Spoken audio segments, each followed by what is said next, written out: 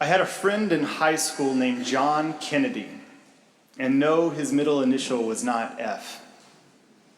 He also did not have any familial relationship to John F. Kennedy either. Really, the only thing he had in common with the president was that they both died way too early. It was my sophomore year. John and I were on the high school varsity basketball team.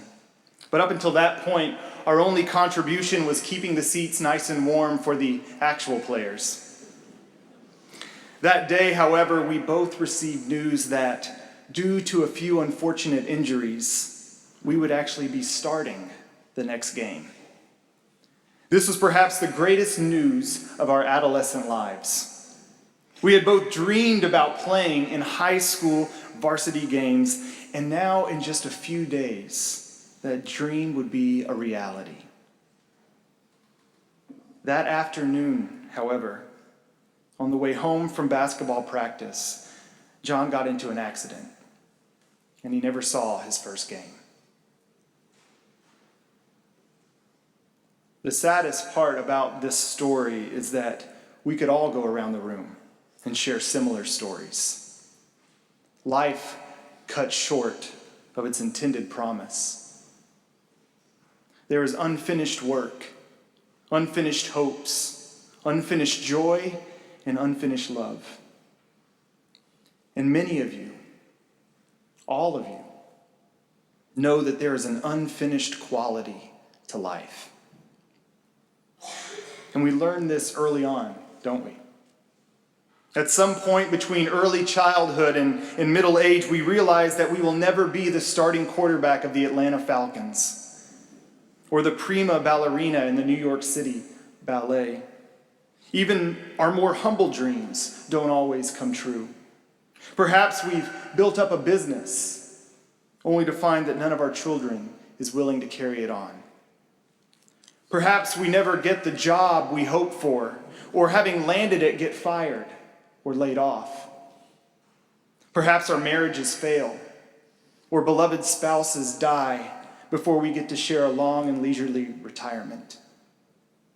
Perhaps we never do quite learn Italian, or see the Parthenon, or even spend a whole summer at the beach. More often than not, in this world, something breaks in and vandalizes the good. Unfinished business.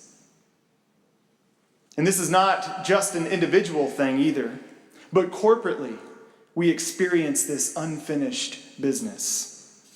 Right now in our church, as we enter a season of transition in leadership, many of us are left asking, what now? What happens to hope when our promises and expectations are cut short? This is why our text in Deuteronomy is so fitting today. This final chapter of Deuteronomy completes the Torah, the first 5 books of the Bible, with the death of Moses just inches short of Israel's long-awaited entry into the Promised Land. And if there was anyone who deserved to enter the Promised Land, it was Moses. Moses' achievements are beyond comparison. Here's the man who went to Pharaoh and said, "Let my people go." And when Pharaoh said no, took his people out of slavery, brought them across the Red Sea, led them in peril and strife in the wilderness, and received the covenant from God at Mount Sinai. Here's the man who taught his people, interceded on their behalf, was furious with them and berated them, forgave them and loved them till the end. Yet despite all the signs and wonders and mighty deeds that Moses performed, he was not in the end able to complete the task to which he had been called. He gets to the cusp, but he cannot enter. He gets a glimpse, but he cannot go in. He gets to the edge of the promise, but he doesn't get to see it fulfilled. Unfinished business, the nature of life. The book of Deuteronomy has this simple philosophy based around a straightforward equation. If you keep my commandments, you'll live long in the land I am giving you. It's confident that good deeds bring healthy rewards. But if that's the case, then how come Moses, who's done such great and mighty things, doesn't get to enter the promised land? Deuteronomy tries several times and in different ways to make sense of why Moses doesn't get to enter. It's not clear whether the reason is that Moses is being punished for his sins or the sins of his people. No reason is given in this passage, and maybe that's for the best. Because the point is, for us, every death is like this. Every death leaves us with questions about how things might have been, or why life is so ironic and unfair. Every death leaves unfinished business. It doesn't matter how long one has lived either. In many ways, a long life is virtually a guarantee that at least some of our dreams will die long before we will. Even if we live to be 120 like Moses, our desks may still have piles of unfilled paperwork. Our drawers may still be filled with snapshots we always meant to put into albums. Our inboxes may still be filled with emails we always meant to respond to.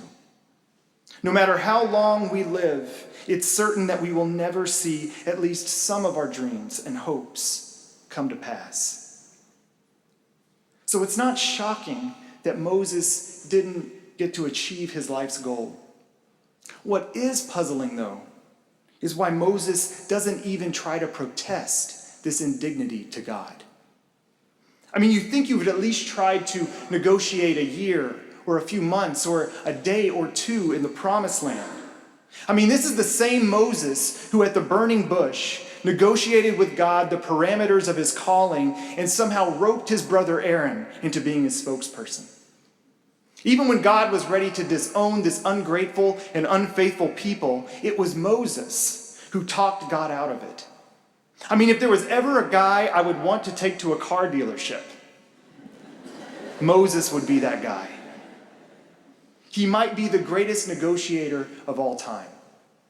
And yet, at the most critical point of his life, when he's literally inches away from the one goal his whole life has been journeying towards, he's cut short. And not so much as even a peep, not one objection. What's happening here? What did Moses see at the top of Mount Nebo that allows him to deal with this great disappointment and make peace with what is not to be? Obviously, Scripture tells us what Moses saw. It tells us that God takes Moses to Mount Nebo and God causes Moses to see the whole land with his own eyes. And scholars say that what this means is that Moses sees not the land as it is, but the land as it will be when God's promises are fulfilled. That God enables Moses to see with his own eyes what God sees, past, present, and future, simultaneously present. And that's neat and all, but don't you think that's just twisting the knife a little? Wouldn't that make the pain of not being able to enter a little worse? Surely there must be more that Moses sees up there. The psalmist must have wondered the same thing because today's psalm, Psalm 90, is attributed to Moses. It's a psalm that attempts to give words to the internal dialogue going on there. And it expresses for us a great mix of things, some of it positive and some of it downright depressing.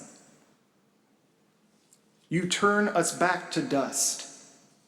You sweep us away. We're like grass that springs up and withers, just like that. It's a psalm that invites us to say some hard things because we've felt some hard things. But the psalmist knows we need to say it and say it here.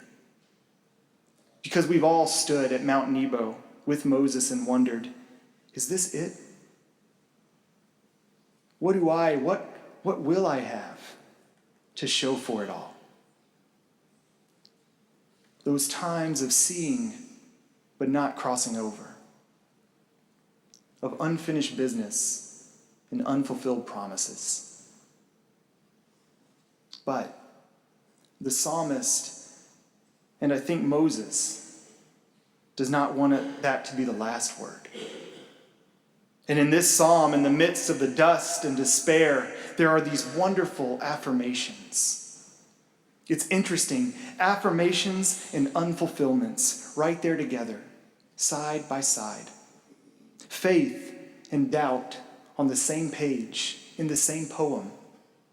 A line of honest despair follows a line of great hope. That's the way it is often. So in Psalm 90, in the midst of the despair, this affirmation comes: Lord, you have been my dwelling place. Is that what Moses is finally coming to see on Mount Nebo? That he never dwelt in Pharaoh's house or in the desert. His home was never Canaan. It was God. He always dwelt in God. Maybe that's what Moses sees from Mount Nebo. This spacious knowing, as Richard Rohr puts it. He gets it. He sees it all, a panoramic awareness. He understands that all things are his in all places. Possessing is never what Moses needed to do. He already possessed. He just needed to see it. Beginning and end, God as Alpha and Omega in his eternal home.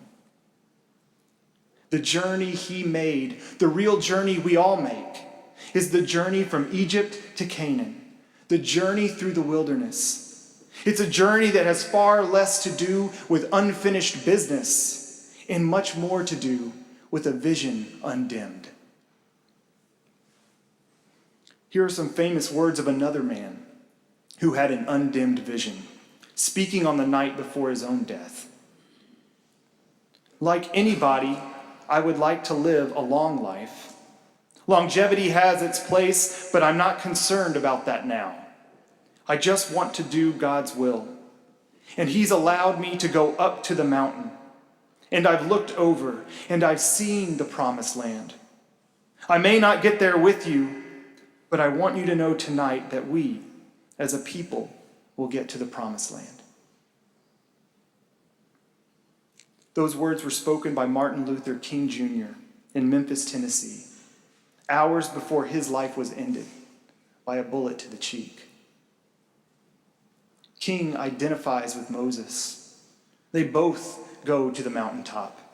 They both look over into the abundant land of Gilead and Dan, Manasseh and Jericho, the land of milk and honey. They both trust that their descendants will enjoy that land, but neither of them get there themselves. They catch a glimpse, but do not enter. And folks, maybe that's all we get, a glimpse of the promised land. Maybe in this world of unfinished business, all we get are occasional glimpses of the promise that is just over the ridge. In the tender forgiveness between a husband and wife. When a loved one starts and stays on the path to sobriety.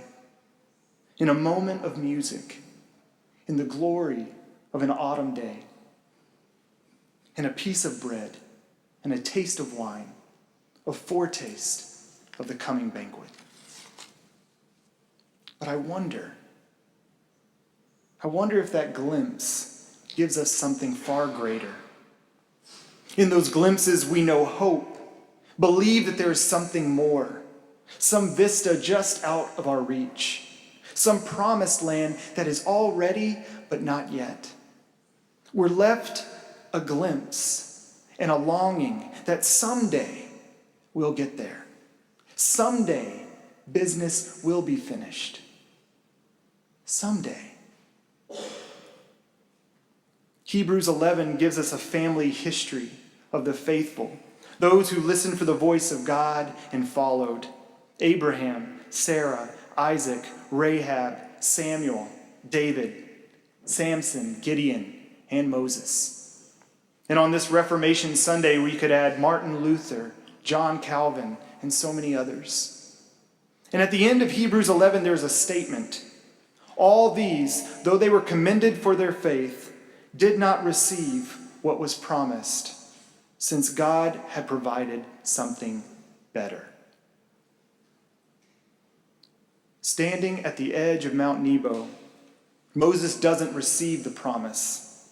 He receives something far better. Verse 10 tells us, there's never since been a prophet in Israel like Moses, whom the Lord knew face to face. And perhaps Moses now knows God face to face as well.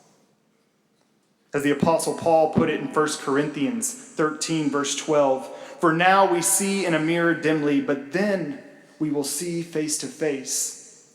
Now I know only in part, then I will know fully, even as I have been fully known.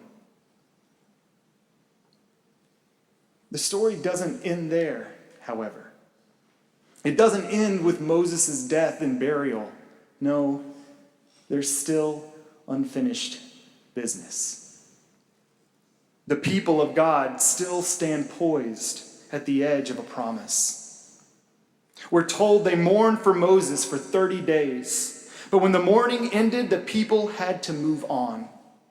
Though their leader is gone, they do not stop. They kept on the journey, because even in the midst of human transitions, God's vision remains. The vision was never Moses's or any other leader's. It was always God's vision. And it is the church where this vision is kept alive. The church herself is to keep the vision in view for all to see how to live and be. And on this Stewardship Sunday, we are reminded that we are stewards of that vision, a vision that God has given us for a life journey. I heard a story once about an 81-year-old farmer planting a grove of pecan trees. And pecan trees can take 10 to 20 years before they actually begin to bear fruit. So when the farmer was reminded that he was not likely to live long enough to see the trees bear fruit, he shrugged and said, "Is that important? All my life I have eaten fruit from trees that I did not plant. Why should I not plant trees to bear fruit for those who may enjoy them long after I am gone?" This is what we're about. We plant seeds that one day will grow. We water seeds already planted, knowing that they hold future promise. We lay foundations that will need further development. We provide yeast that produces effects far beyond our capacity. We cannot do everything, and there's a sense of liberation in realizing that. Because like Moses, we're not called to be successful, but rather to be faithful, following in God's undimmed vision toward the promised land. Today, the important question for us is not whether we will live long enough to see the final results of our endeavors, but whether we, like they, persevere in God's undimmed vision for those who come after us. That's what it means to live in hope. May it be so. Amen.